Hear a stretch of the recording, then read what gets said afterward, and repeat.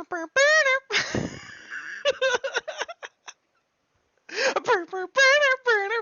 that not our intro, Sanford and Son? I hope, yeah, Sanford and Son should definitely be our intro.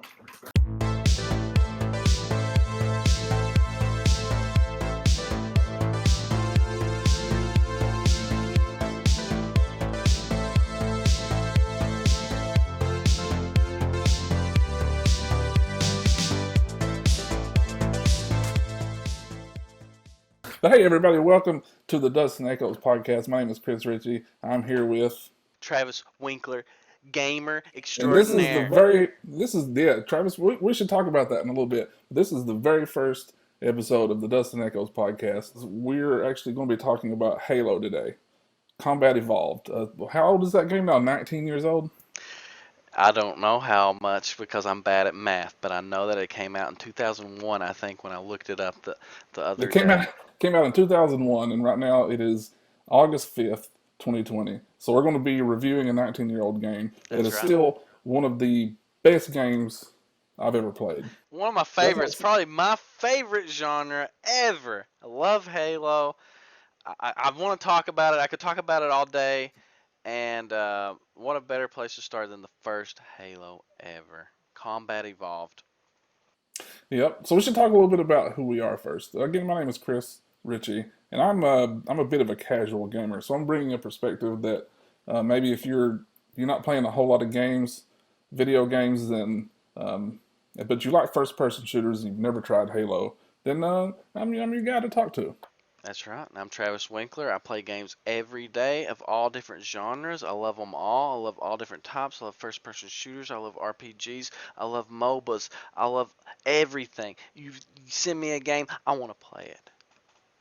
And I feel like the best place, if we want to review games, the best game for us to start with is Halo, because I feel like Halo is the gaming egg that I hatched out of.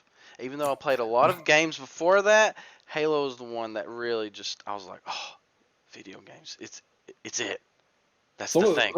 So Travis, let's talk a little bit about Halo. What is Halo? What is a first-person shooter for the folks who may not know that?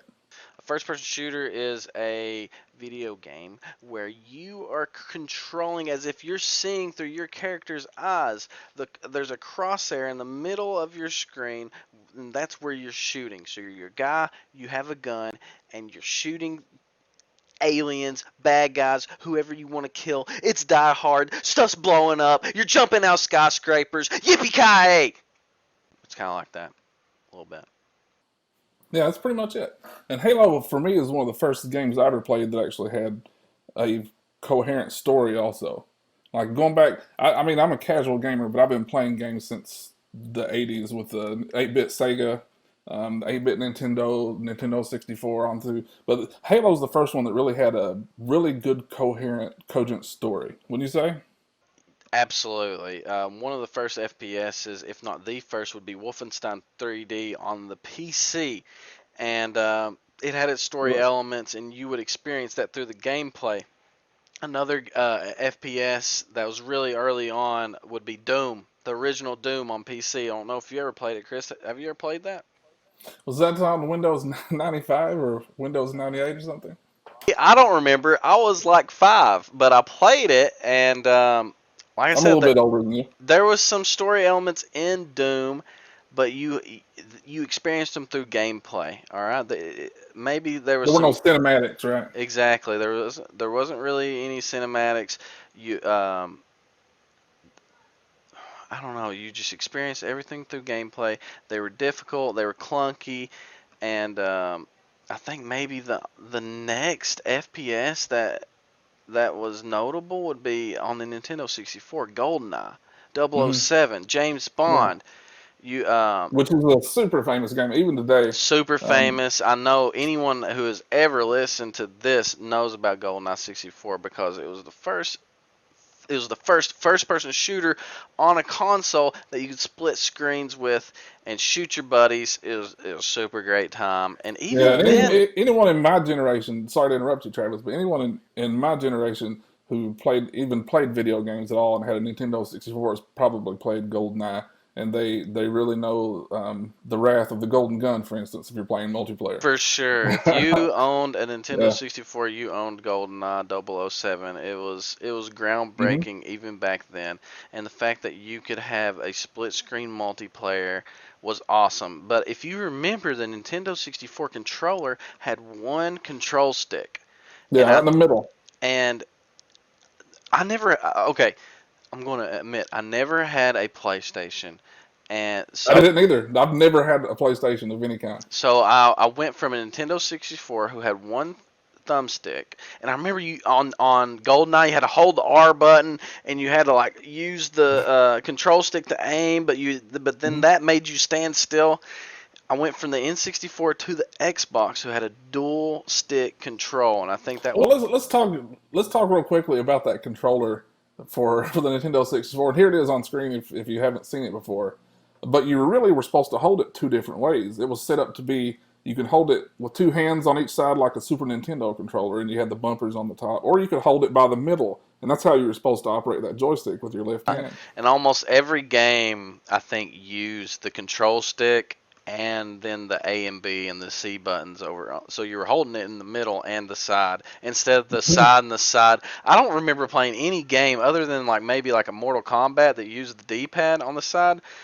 And also Mhm. notably, Yeah, yeah, that's the about right for me too. what was actually really notable about the N64 controller is that they had a trigger like behind the Yeah, if you gripped it in the middle behind the stick was a Z the Z trigger. button, right? Yeah, Yeah, right. and I think that probably inspired a lot of first person shooters even to this day. Cause I don't remember. I don't remember, but I'm guessing 007 you shot with the Z trigger. Um, Oh, I don't remember either. But I still have my Nintendo 64. I'm kind of getting a little nostalgic to break it out and see if it still works. Yeah, yeah. I think I do too somewhere back here in this bag. Yeah, but anyway, I guess what we should talk about a little bit is why we're doing the podcast and what exactly we did with Halo Combat Evolved and what we're going to be planning to do for the future episodes.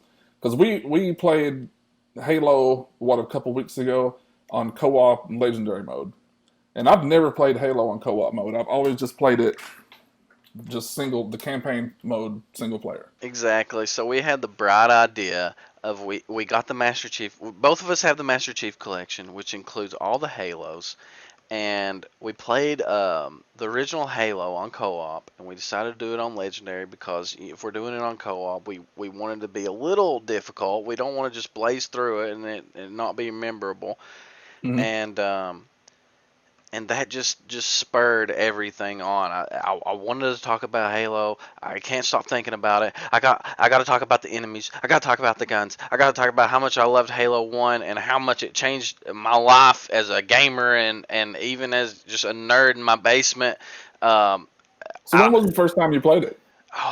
it was probably Christmas. What was it? 2001 when it come It out. came out in 2001. Yeah, It had to been I'm not sure the exact date. it, It's probably around Christmas, right? It had been Christmas 2001. It came out in November that year, and I remember my brother's friend come over, and How he, old were you? probably 14. Let's not talk about age on this at all. Well, just for reference, I was 21. Right? Yeah. Yeah, I was going through my second year of eighth grade, and my brother's friend, who was rich, he had an Xbox already in November. It wasn't even Christmas yet, and he brought it over, and he hooked it up to our TV, and he was showing us Halo, and I remember he So he got that yellow video cable out and plugged it into the back of the yes, RCA jacks in the back of the TV and the red and white audio cables. exactly. Oh, And good old day. I remember him turning on Halo, and he shot a few guns, he threw a few grenades, and he jumped in the Warthog, and he just drove around on the Warthog. He was just showing us that there was a vehicle in a first-person shooter on a console, and it was awesome. And after that, I was just like, I don't know. I don't know if you're old like us, but back then that was just crazy to think about because we're going from GoldenEye 64 that we were just talking about to a game that was the graphics were next gen, the guns were next gen. You could throw grenades, you could do melees, you could jump in vehicles, you could drive around a multiplayer map, and we just Yeah, we dreamt big at that point. the vehicles was a really big sticking point with me. I didn't play Halo until I was probably 23, 24 years old. When I got a job out of college and could afford to buy my own Xbox, and got Halo. So this was 2003, 2004. The game had already been out for a while, but I remember playing it for the first time and getting to drive the Warthog and thinking to myself, "This is this is great. This is something I've not been able to do before." Yeah. And with that, I feel like going full circle on this conversation, this is the perfect game. If we're going to do like a gaming review, if we're going to do a podcast and we're going to talk about games that we really liked, we need to start with Halo because I feel like that game changed my view on video games, changed your view on video games, and really just made us fall in love with the genre. And as far as console gamers, it changed everything. Yeah, and I don't think it was just us either, Travis. I think it kind of redefined the first-person shooter genre overall for anybody who played video games, right? Absolutely, absolutely, man. I mean, this is probably the main reason most people purchase an Xbox in the first place. Oh yeah, put Xbox on the map. Hmm. Xbox wasn't even a thing. I didn't even know what it was. Everybody was considering getting a PlayStation, and I remember they had. I feel like they had a dual stick controller setup, but really it wasn't set up like the Xbox controller. The Xbox controller. Hold on, I might actually have one right here. It's an Xbox One controller, but Hmm. the Xbox There it is. original Yeah. controller, it was this big. It was twice the size of this thing. It was huge. And the PlayStation's controller, they had both the sticks right here, and the Xbox moved them to up here and right here where you can Yeah. see on the camera. And I really feel like that is a comfortable way of holding controller. After the controller that Xbox originally presented, it was huge. They condensed it down to the size that I just showed you guys, and man, after that, first-person shooters took off. It changed first-person shooters on the consoles forever. It changed them on the PC forever. And I think I've drove that point home, and I won't bring it up again. I think we should just jump right into it and talk about the Halo campaign. What we're I'll just go ahead and tell you on this podcast, we're just gonna we want to talk about Halo. We want to talk about the Halo campaign. We're going to kind of leave the multiplayer out because it's a bit of an ambiguous topic, and I don't think there's just enough time in the day to go over that and the campaign. So Hmm. we'll just talk about our experience going through the co-op of the multiplayer. We did it on the hardest difficulty, which is legendary, and yeah, that's it. We can start on the first level if you want. Yeah, we can talk a little bit about the story first. Like I mentioned earlier, this is kind of the first game I ever played that had a really engaging story. It wasn't just gameplay. I mean, GoldenEye had a story, but it wasn't. It wasn't the reason you played GoldenEye. The reason you played GoldenEye was to play the game. With Halo, you played the game, but you got a nice story to begin with. And essentially, Halo is a science fiction story. Takes place well into the future. You're playing a character named Master Chief who has this really badass armor, has shields on it. So you get a couple of chances to live whenever you're in a situation. Your shields drop, and then you've got a few health bars that go down pretty quickly. But you can always gives you a chance to duck behind and kind of regain those shields.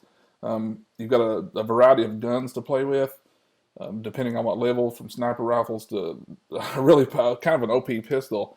Uh, was it? I think you get Oh yeah, the we'll talk about that assault pistol. rifle and all that stuff. But story wise, you kind of start out in the Pillar of Autumn, and you just wake up and there's this alien race called the Covenant, and you're going to be doing a lot of fighting against the Covenant. Yeah, the story starts out big old spaceships flying by. You find out that's where you're at, called the Pillar of Autumn, and you come out of your cryo chamber, and there's the classic Master Chief popping out of there in green armor, and that's you. And at first you're under attack by the alien race, and you run through the corridors. That stuff's blowing up. Enemies are shooting at you. You don't even have a gun. You're just running through there. And finally, you get to the deck where the captain is, Captain Keyes, and he hands you your first gun, the pistol, and then you go and you proceed to shoot the crap out of the Covenant. And let's be honest, you really don't need any other any other, maybe a sniper rifle from time to time. But if you just had an adequate amount of ammo for that pistol, that's really all you need. That pistol's great. I think that the game designed itself to not give you ammo for that, and Hmm. you eventually run out and you have to use the other guns. Yep. Throughout let's talk about that first level though. You're on a Pillar of Autumn. It's a level where it's I don't know if you've noticed that, but the best games that have ever been made, and I think Mega Man X. I don't know if you've ever played Mega Man X, but Never played it. it's a No. great example of this formula for gaming. Is that the first level of any game should teach you how to play the game, and it shouldn't Hmm. tell you in text. It shouldn't be like press A to jump. It shouldn't tell you Right. you should get behind cover so your head doesn't get blown off. No, like So so it shouldn't be like a Legend of Zelda game. Is that what you're saying? right. No, I'm not gonna s talk any other game. I think Legends Right. of Right. Zeldas are good, but what I mean Sure. by is that there's a lot of games in modern gaming that have to spell it out for you. What I like about the first level of Halo is that it teaches you how to play the game. It makes it really easy for you. So there's lots of long hallways that first of all, it's easy to aim. If everything's down just a short hallway, you can Hmm. shoot those little grunts in the head. And then also you learn about your grenades. You throw your grenades down a hallway, everything blows up easy, right? Hmm. You get your assault rifle as well. It's easy, just spray down whatever you want in this short little hallway, and all the engagements are pretty Yeah, simple. but let's be honest a little bit. The assault rifle's kind of garbage. It it's I, it's a gun. It's a firearm that you have, and it's better than nothing. But it's not great. It's not great in any Halo game, as far as I've ever I thought about. think the assault rifle is a fine weapon because it's fun to use. I don't. I know it's not the most effective. I know that it's not the best gun, but it sounds cool and it's fun to use because it's just a water hose. You just Hmm. it's a super soaker, man. You just spray it, and everything takes damage in front of you. That's it's just a fun gun to use, and I couldn't imagine Halo or any other game that uses that mechanic without it. But yeah, it's So not the what do you best. think about the setting of Halo though? It's like we Oh mentioned yeah, earlier. It's a sci-fi game. So you wake up on this big spaceship. You right. basically have to drive this alien race that's kind of boarded. It's boarding your spaceship. You Mhm. spend the first what level or two driving them out. Yeah. It's a sci-fi military shooter, and Hmm. I can't think of any other game that is a sci-fi shooter. Maybe like Mass Effect. I never really played that. Um, Yeah, Mass Effect is. I've played the three and tried to play the fourth one. Wasn't any good, but it's another Half-Life story. But is. I mentioned that to you earlier today, which we'll carry that conversation on later. But Half-Life is a sci-fi shooter that I played, but it was really old. It didn't really use the dual stick controls. Um, hmm. I really like the setting of Halo. I like it that being in sci-fi. It's easy to distinguish who's bad. No, yeah. It's weird looking aliens. Shoot them up, kill them, get them off your ship. And One thing I've noticed about the setting also, and it kind of goes to character, is the Covenant is very colorful.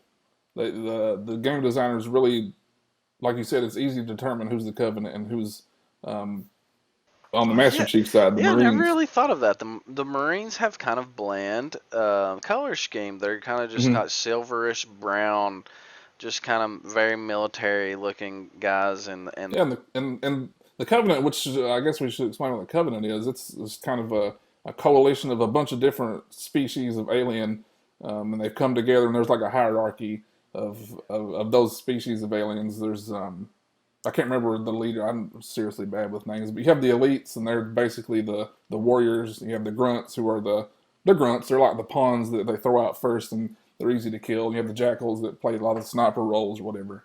And I hate the jackals the most, but that's the covenant. That's who you're fighting against. right, and that goes on with the first level is that you're only introduced to the grunts and the elites. So like you have these grunts Hmm. that are easy, you can kill them in one shot, and then you have these elites that are They're kind of like the lieutenants or the commanding officers of these other little bad guys that are running around, and they're a little harder to kill. Yeah, that's a good way to put it. There's a cool little thing like when you kill an elite, for instance, and there's some grunts left over. The grunts will take off running. So the AI is really nice too. It's something I hadn't. It's something I hadn't experienced before in That's gaming. something that we can mention right now is the AI is great. If you throw a grenade, the guys will jump out of the way. Hmm. There's the grenades called plasma grenades, which is the Covenant's grenades. So I guess I'll talk about that. There's human grenades. There's alien grenades. If Yeah. The alien grenades will actually stick to you or a person that you throw them at. So if you throw a plasma grenade at at a grunt, he might make a reckless decision and turn around and run into the rest of his troops and blow up. Or if you throw a plasma grenade on an elite, he'll just be like, "Oh, I'm going to die. I'm going to run straight at you," and make a smarter decision. And it's really amazing for a game back in 2001 to have the details of the AI and to consider Hmm. that. Yeah, I don't think we can. I don't think we can stress that enough. That this game came out in 2001. It will definitely be mentioned again.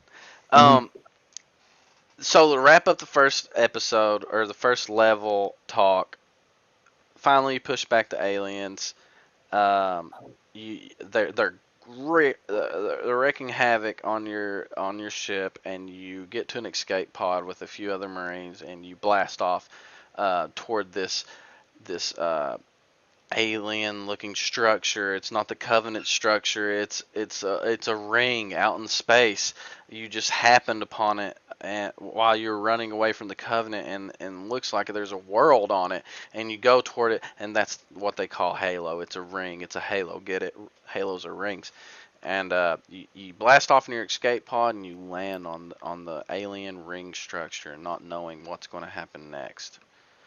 And Hmm. that basically wraps up the first level without too many spoilers, I guess. By the way, spoiler warning: if you've never played Halo, play it and then get back to us. What did you think about the first Halo level?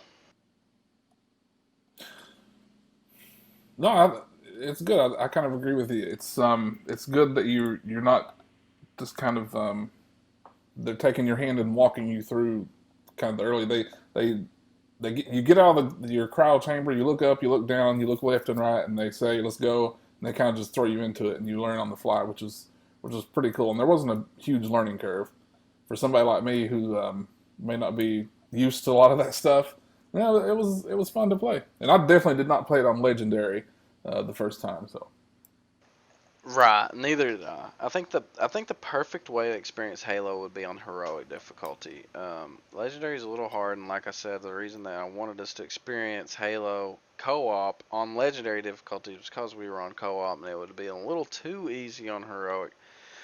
So on the second level, you crash land on the Halo ring, and then all of a sudden, the game opens up. You're in this vast, wide, open area, hmm. and the Covenant, the bad guys are hunting you down. Yeah, I mean the game. I guess the game at this point we should talk about. It's a linear game.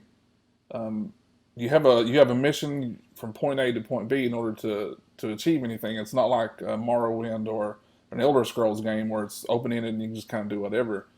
Um, but it, at the same time, the maps that you're on are really pretty expansive.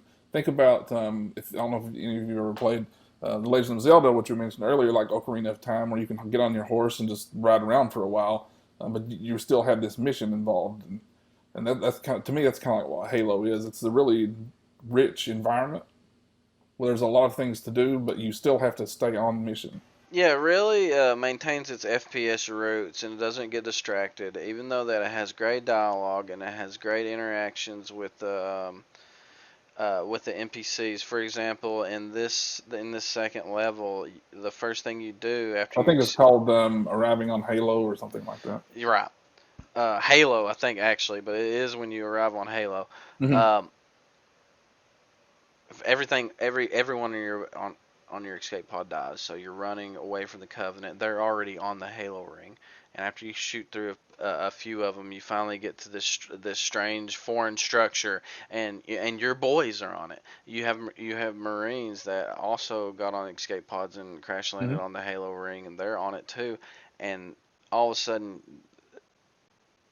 some dialogue happens. You talk to them, hey, what's up? Oh, I'm scared. Whatever. All of a sudden, the Covenant finds you. They land their drop ships on there, and you have to do like a kind of defend scenario.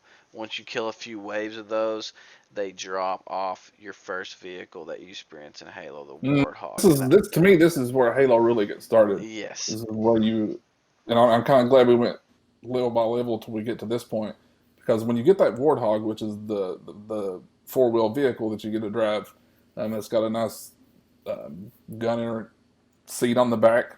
And this is where co-op really shines also, because one of you can drive and one of you can gun, and both of them are super fun to do. exactly. Yeah, the driving's great, the shooting's Hmm. great, and it really makes a cohesive experience. Like you said, especially in co-op. Because if you're just doing it through single player, one of the Marines mans the gun, and it's really clunky because AI isn't shooting as well as a player would. But you're still driving that Warthog, and that's fun just by itself. So And we'll mention it again, 2001. And a vehicle is in a game and you're driving around and my mind is blown. I'm 14 years old and I'm like, oh gosh, what is going on? This is so awesome.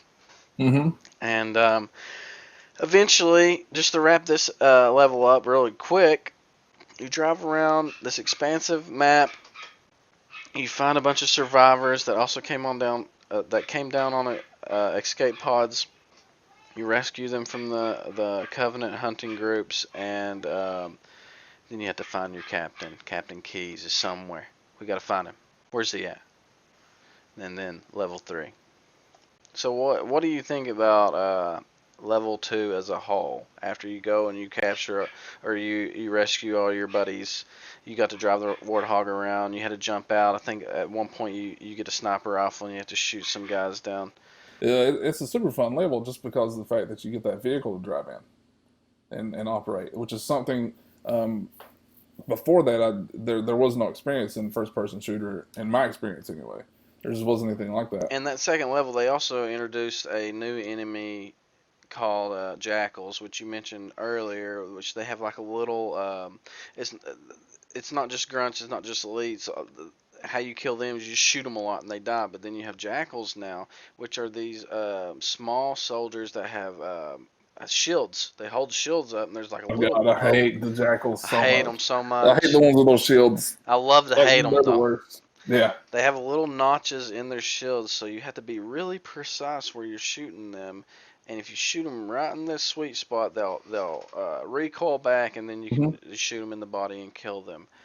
And yeah, that's another thing that was kind of cool about this game is each character, um, each enemy, I should say, has their own way of killing them. So it's kind of specific, like you mentioned with that notch in the shield. In order, because if you don't get that notch, there's nothing you have other than like a rocket launcher that's going to go through that shield. Right, or just a well placed grenade, which, Yeah. like I said earlier, the AI is so good they'll just leap out of the way. And grunts, for instance, they have a certain way to kill them. You can shoot them in the head and they're down just like that, or you can shoot them 4 or 5 times in the body. I mean, I don't know how many times I've shot a grunt, like 4 or 5 times before they finally go down. I'm like, it's a grunt. What's going on? And the elites have shields you have to break through first, as in like full body, like barrier. I don't know, energy shields, whatever you want to call it.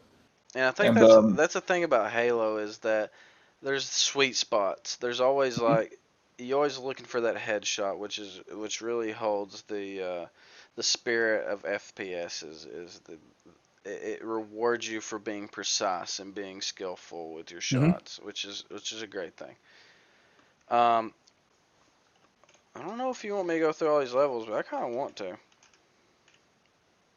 It just Here, it just feels good. I'll just do it real quick. Next level, level 3, Truth and Reconciliation. We find out where Captain Keyes is. We're gonna go rescue him. This level starts you off with the situation of stealth. I don't know, like when people think of Halo, they don't think of stealth, but it's a thing you can do.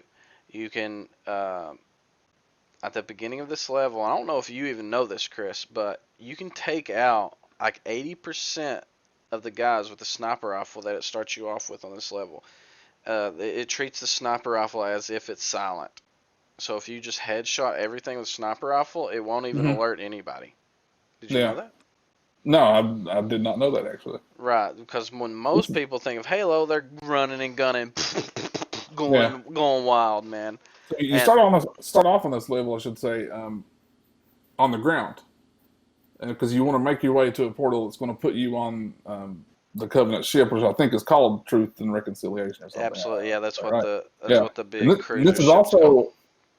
also a level that you, for the first time, I believe, you can use an enemy turret against the enemy Oh yeah, because they. the grunts are up there. They're manning these big plasma Mhm. cannon turrets, and you can kill the grunt off of it and then take over that turret and start raining down plasma all over the enemy. Yeah, yeah. They even instead of just vehicles like warthogs or whatever, they had stationary turrets that you can also shoot an enemy out of, and you can jump in that and then shoot it Hmm. yourself, which is Right. a nice touch. I really enjoy being able to do that. Or you throw a grenade at it and then the turret goes flying off like it's an actual object that's affected by Hmm. physics in that game. Yeah. Um, Yeah. So once you get through that initial drop, you kill a bunch of enemies, then you go to this portal and you go to Truth and Reconciliation. Then you're actually on a Covenant ship, which is a completely different setting than you've been on before. So you've been on a military ship, you've been on the ground on Halo, which is a big giant ring, which is an installation. You'll find out later on, and now you're on a Covenant ship, an alien ship. yeah, and all this time you're having dialogue like the Marines are with you, right? Like you're Hmm. not just a one man soldier at this point. Like I think eventually you become that, but right now you're part of the military. You have a mission to go save your captain, which was the guy driving the big mothership at the first that we were talking about.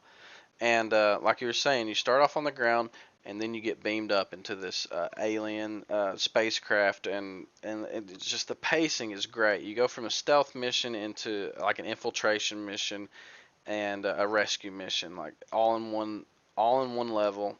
Super great. Skip all the shooting. You find your captain. You break him out, and then you escape out of this. Um, there's tons of great dialogue. We'll handle that after we get through all this. Level 4. Let me see what that is. The Silent Cartographer, Yeah, oh, probably which is yeah, which is the a nice little turn in the story. one of the best levels I think is it's like you're storming a beach, right? Hmm. The Covenant are snooping around in these like I said these foreign structures which are called forerunners. Evidently, there was this civilization before the Covenant got there called Forerunners who had built all these structures and blah blah this and that. You're going to try to figure out what they're up to. What are they trying to find out? Super fun level, not really rich in story. You find out where the control room is, which starts off the fifth level, Assault on the Control Room, which I think is the best level in Halo. I think it's everyone's favorite. It's snowy. It has ground battles, it has sniper battles, it has vehicle battles, it has Hmm. large scale, it has corridor battles, it has open area battles. It encompasses everything that's great about Halo in one level. Assault on the Control Room. It's the fifth level of Halo. Yeah, I believe this is also the level where you have to cross a couple of bridges, Mhm. right? And this is it's a legendary, so they're throwing a lot of enemies at you, and they're taking a lot of damage. When they're doing you a lot of damage if you stay out in the open very much. So this is definitely one of those levels where if you haven't learned to duck and cover before now, you're ducking and covering now. Absolutely. If you're not using, you have to use every single technique that you've learned. I remember looking at interviews with the developers of Halo early on. Is that the formula of Halo is guns, grenades, and melee, and that's the three things that you learn at level 1. And by the time you get to level 5, you've got that down to a science. For Mm-hmm. example, if you shoot an enemy like an elite, like you say, they have a body shield. You pop their shields, they're weak to a melee. You pop their shields, you melee them, they're done. It's great, feels good, sounds good. Everything's really cohesive in It's that good. game. You go from assault and control room. Oh yeah, you leave Cortana, which we haven't even mentioned Cortana in the podcast at all. Yeah, she's a little bit of an important character, I think. Right. Yeah. Also, edit Cortana. The whole reason for Halo is that you're protecting this super AI that knows everything about the human race, including Earth, what happened to them, all our technology, all of our everything. You're protecting this AI from the Covenant. That is what they're trying to find. That's what they're trying to get out of you. And you crash land on Halo, you're trying to protect it the whole time, as well as figure out what the Covenant's doing. In Assault on Control Room, you finally get to the control room of Halo. You put Cortana into the control room. You put her into Halo. She's integrating with Halo, learning all of its secrets. And in the meantime, you're trying to figure out what happened to Captain Keyes' Captain Keyes, right? Yeah. last location. Yeah. Mm-hmm. You- And then she tells you. She learns right. it, I believe, and then she Right. tells you um, at the end of it, go after Captain Keyes. Mm-hmm. So this leads you to like a swamp. And there's like a sense of urgency at the end of it. She's like, Right. man, you gotta get going. Right. Yeah. We got to get her captain. Something's happened. You don't know what's Mm-hmm. happened. So you drop off into a swamp. You get there and like the Covenant's scared. You don't really know what's going on. And then you go into another forerunner structure. You get to the bottom, and then the twist, Chris. Do you Yeah, want to tell yeah. us about the Chris? And then it kind of goes, but from a straight sci-fi story to a bit of a horror show, if you want to think about it that way. You find out, yeah, you find out you're not actually just fighting the Covenant. You're also fighting another species, a parasitic species called the Flood, which is kind of weird to talk about right now during during a pandemic in real life. But essentially, the Flood is a pandemic. It's a parasite that is controlled by an entity that you'll find out about later on in the story. But essentially, there's these little we call them peckers. I mean, you don't want to leave that in there. That's an edit point too. Yeah. But essentially, there's these I don't even know what they're called. There's these small creatures that attach to you. They're kind of like the face huggers in the movie Alien, and they turn you into this kind of zombie, this deformed creature. That there's a lot of them.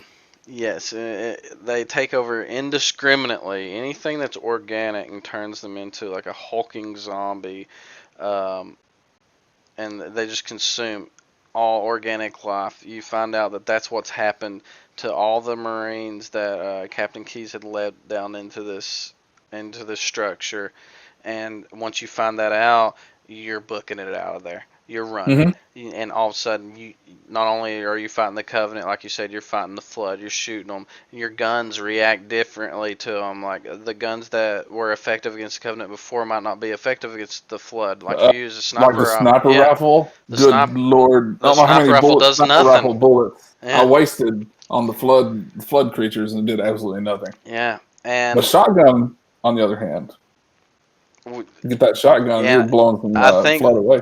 right. And this game introduces that to you. Not only to introduce you to a new enemy, introduce you to the solution. It gives you Mm-hmm. another gun, the shotgun, which just decimates them. And I think that this is just another great part of Halo where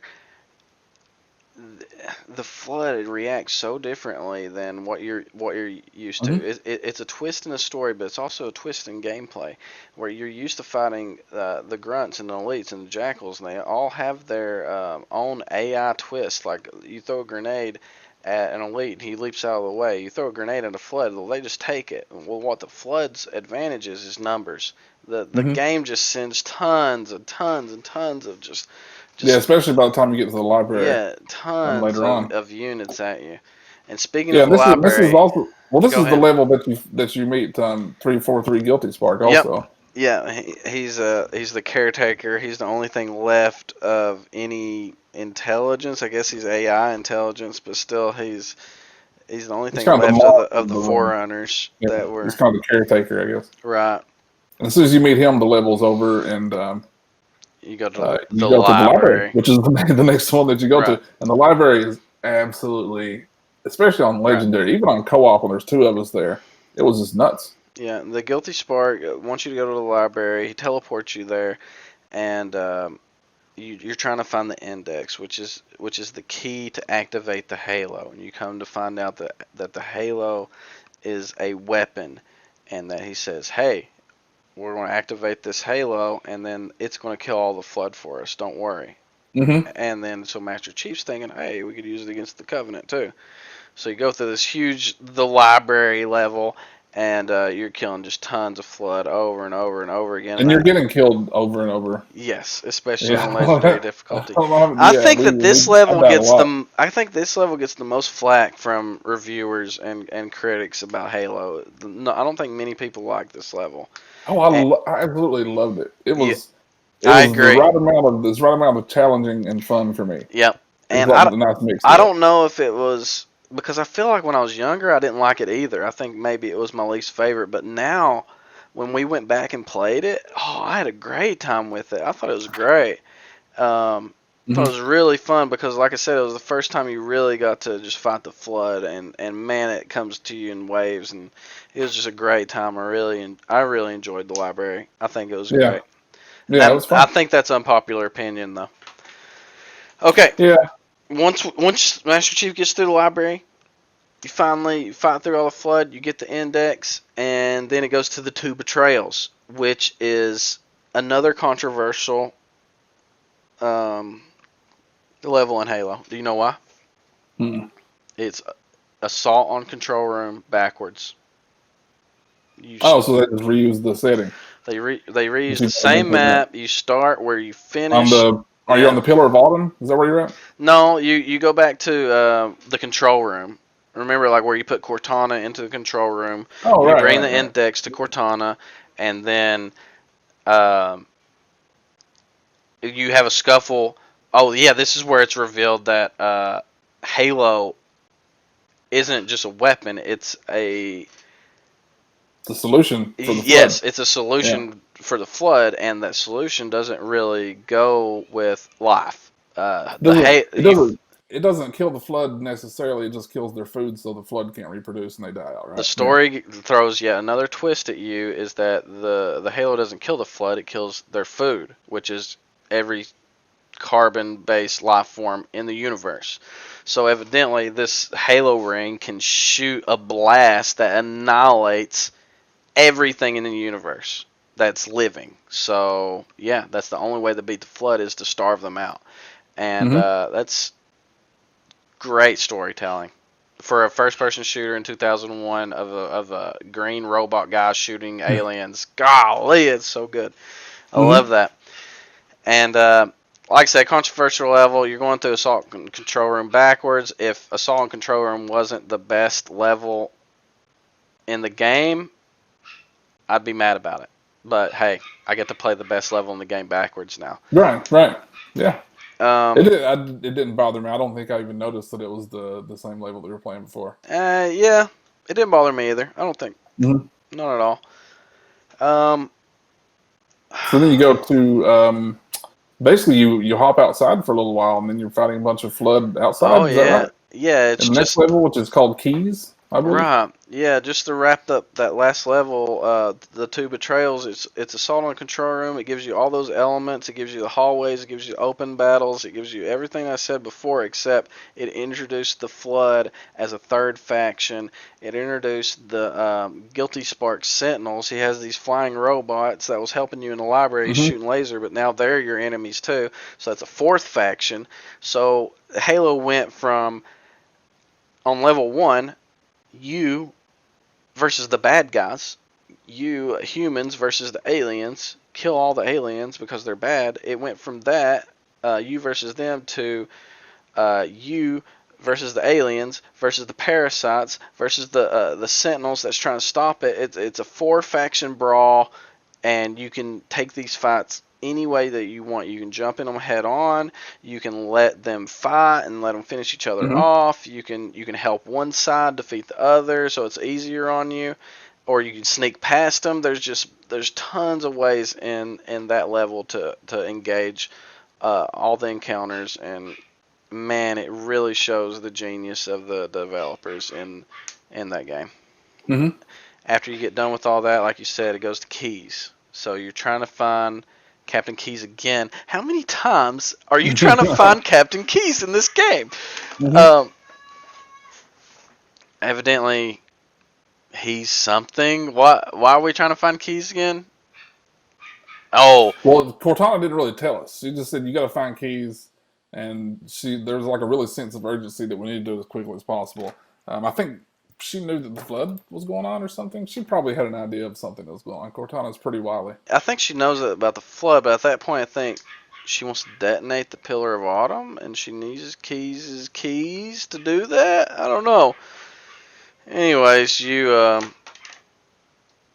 it's basically kind of like Truth and Reconciliation again, but a little different, I guess. And Yeah, the flood's attacking the Covenant. and long story short, you get to keys, and he is in the early stages of becoming what we would later find become a grave mind, which is a flood leader, right? We'll talk about what a grave mine is in Halo 2. Yeah, yeah.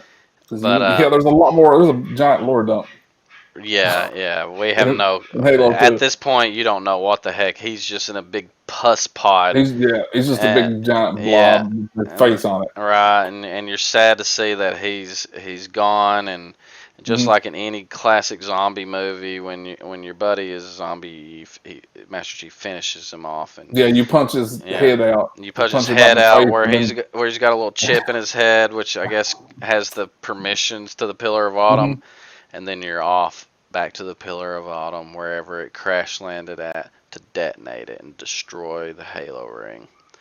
which And leads us to the full final circle. level, which Yep. is called the Maw.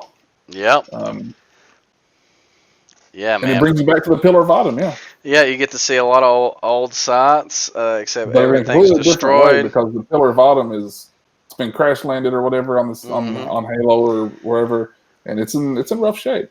Yeah, dude. And I love when a story goes full circle. I Hmm. love it. I don't know if I'm just cheesy or what, but whenever a story does that, I love it. And you're back where you started, except all the setting is the same, except completely different. You got Flood running around. I think there's Covenant in there too, and there's all, like I Oh, there's said, definitely also cover in there because there's all some four of the factions are in there, yeah, including the there's Sentinels in Sentinels, there. and you get to the point to where you're going to So blow this up is the Autumn, and yeah, sorry, go this is ahead. kind of the first.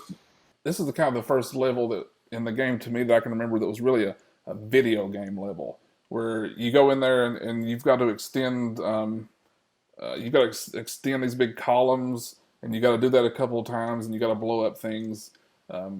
It was really kind of gamey Yeah, in that sense. So it wasn't in a my good favorite. way. It Oh, was you it was didn't fun, like but it? it wasn't my favorite. It was fun. Really? There's no level in the game that I don't like, I but what think it leads to, I think that level is and great. but yeah, but once you get the pillar of bottom set up to blow, um, and then what that leads to is the most fun I've ever had in a video game. Absolutely. When you're making the warthog run at the end on Yeah. the top, I think you're on the top of the pillar of bottom, Mhm. and you're just running through. Oh, I guess we're showing a little bit of it right here, but it's absolutely It's fantastic. great. It's And it was great. even funner on co-op when I think we were we maybe I can't remember if we got through it Yeah, the dude. first time, but maybe we were taking turns or something. So it was a The lot of fun. you get to you get to the control panel where you first meet Captain Keys, and the guilty spark shows up, and he's like, "I'm not going to let you blow the pillar of Autobot." And Hmm. then um you talk to Cortana, and you're like, "How else can we blow this thing up?" And she's like, "I don't know, a well placed grenade." And the Master Chief's over there like juggling a Yeah, he's grenade, like, tossing it up in the yeah. air. Oh, Yeah. by the way, we can talk about that in a second. All the one-liners, but you finally you throw your grenade in the hatch or whatever that It causes the explosion, and then all of a sudden the game pulls a Super Metroid. Don't know if you ever played that. Never Pulls a played it. Super Metroid on you.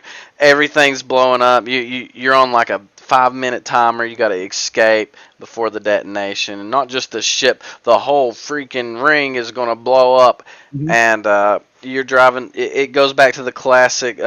Hey, there's vehicles in this game, man. Did you forget? Hop in this Warthog and have fun. Except Yep. you're gonna die if you slow Yep. down. So it's top Yep. There's no speed slowing to the down that. end. It's top speed to the end. You finally make it. You're dodging flood. You're dodging explosions and Covenant and everything. And you finally get on what do they call it, a longsword or some kind of, it's like a stealth bomber, and you fly that off into space, and then right when you do, the whole ring just explodes, and there's a huge explosion in the Mm-hmm. background. Yeah. This is one of the most satisfying endings of a video game, or any Oh story, really, man, that I this can is think of. great, Hmm. great. And then And the whole time, once something we haven't even touched on is there's this great soundtrack playing in the background oh yeah. of every level. I mean, you don't always get music, but when you get music, it kicks in. You know something's about to go Mhm. down, and the Mhm. fun's about to start. Absolutely. And like I said, the dialogue again, right at the end, the ring's blowing up, and Cortana says it's finished. And what does Master Chief said? He's like, No, I think we're just getting he started. takes his helmet off, except it's off. You can't see what he looks like because it's you. And he puts his helmet in his lap, and it fades to black. Yep. Oh, mwah, perfect, Again, this is perfect. 2001 Yeah. in a Oh, video game. yeah. And In a when video game, this is something that, in my limited experience, just I hadn't experienced yet. It was the Not first time. 19 years later, Chris, we played it again, and I could still find myself getting immersed into the story and just enjoying it just like I was 14 years old again. It Yep. was freaking great, man. I And really enjoyed it. hmm and we mentioned, we talked a lot about story, but those cinematics, especially in the remastered edition, really kind of cemented that story for me. When you finish a level and it breaks out a nicely rendered cinematic, and it tells the story of what's going on around you, kind of the background, the lore, and not just why you're. So in other words, you're not just running through this level killing stuff. You're doing it for a reason, and now we're going to tell you why. And it's an engaging story to begin with. So. Uh, Absolutely, and just like any good game, the story, like the cinematic points, aren't too long. It lets you play through the story and learn things through the story. Like for example, when you first learn about the flood, when you're going down in that structure, and then like random people are dead. There's some Hmm. crazy green crap dripping from the ceiling. What is that? And then you finally find out, and they start coming out of the walls and stuff. Man, that's just such a twist. It's great. I loved it.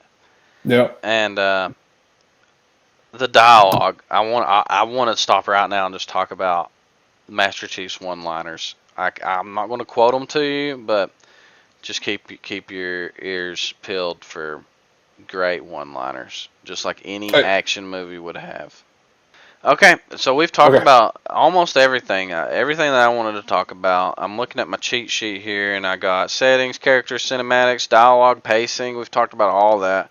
Gameplay. We got Well, enemies. I think Go one ahead. thing we didn't touch on a whole lot. We mentioned vehicles, of course, with the Warthog, but there's a ton of vehicles, and you don't just get to drive the military vehicles. You get to drive the Covenant vehicles. There's the Banshees and the Ghost, and you also have the Wraith. Do you get a driver? I don't think you get a driver Wraith in this one, do you? Don't think so, but you But get you to do get to fight it. drive a Scorpion. Yeah, yeah, a The big Scorpions tank. is the Yeah, yeah that's a big the human surprise if tank. you're going through the campaign and it first starts you off with that little bitty warthog and you're like, oh man, this is awesome. Then it gives you a big tank where you're just blowing whatever the crap up. Hmm. Um, I like what you're saying. It gives you the like the Ghost. It gives you the Covenant vehicles to drive, but it also gives you the Covenant guns, and they get a bad rap. You might not like them, but I like them. I think they're great. the the plasma pistol is, oh my god, I hate it. It's as bad as the assault rifle. They all have their place though. Like Yeah, they the all their grunt place. pistol, I can't remember the pistol the grunt uses. That can charge up and Hmm. destroys the shields on the The elite, and then you can. kill it with something else. The human weapons are better against health. Now that's something about Halo 1 that's kind of unique to the Halos, is that in Halo 1 you have health. You have shields and then you have health, right? Once your shields are depleted, you have to depend on your health bar, and you can get your health. Your shields automatically regenerate, but your health you have to get back through like a med kit. Yeah, and I really think wish they they back would. for Halo 3, right? I think so. I don't really remember. But I wish they would have left that mechanic in. I definitely know you had a health packs in Reach. Yeah. But the human weapons are super effective against health, and the Covenant weapons are really effective against shields. So like the plasma pistol, you can charge it up and take shields out in one hit. The plasma rifle is really good against shields. Yeah, I think I said plasma pistol earlier. I meant plasma rifle is useless. And then the Needler, I think, is just all around good, period, because it's cheap and easy. Yeah, you kind of have to be close up, though. It's more of a... Yeah. None of the Covenant weapons, other than the carbine, are really decent for long range. I think that, yeah, and the carbine, or carbine, like I call it, doesn't show up until Halo 2. Is that right? Yeah. Yeah. See, that's why you're the expert gamer. I don't think that... I'm not going to say that the Covenant weapons or the alien weapons are more fun than the human weapons. They definitely do not outshine the human weapons, and I like that. I like that you can, because guess what? You're human, and I like to take pride that it makes me more immersed that, heck yeah, I'm taking out these aliens. My weapons are good. You know, they're good enough to fight them. I don't know. I know what this shotgun is. I know what this assault rifle is. I know what bullets are, and their effect. I think that the game would have had a whole different tone if the alien weapons would have just been far superior to what you were using. Like if you were throwing rocks versus them shooting rocket launchers. You know. Yeah. I like that the human weapons get not only get the shine, but are usually the most effective, most fun to use. So I would I guess in conclusion, for me anyway, as the casual gamer here, if you ever get the chance to play Halo in co-op mode, that's definitely the way to do it. I mean, it's fun by yourself, but if you have a friend to play with, man, it's a whole nother story. I think that is true with any game, Chris, and I think that that our experience can tell for that, and that's why we did Halo 2. And guess what? We did Halo 3 too, and we did Halo Reach, and we're going to do Halo 3 ODST, and we're going to do Halo 4, and we're going to do Halo 5, and we're going to do Halo Infinite, but it's not out yet.